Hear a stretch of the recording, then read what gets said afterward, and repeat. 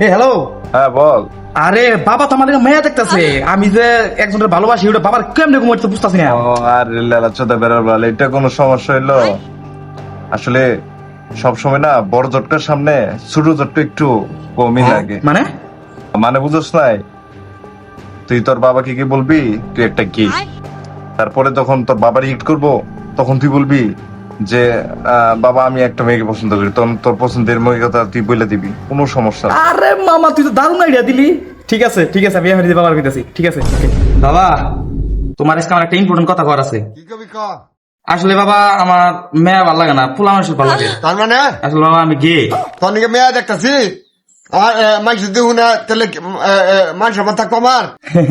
আসলে বাবা আমি তোমার লগে মজা করলাম, আমার আসলে মেয়েই পছন্দ। আমি আসলে একজনকে খুব ভালোবাসি, তো তোমার কাছে কোয়া সাহস পাইলাম না। ও ও তুই কারে ভালোবাসস? তুই ক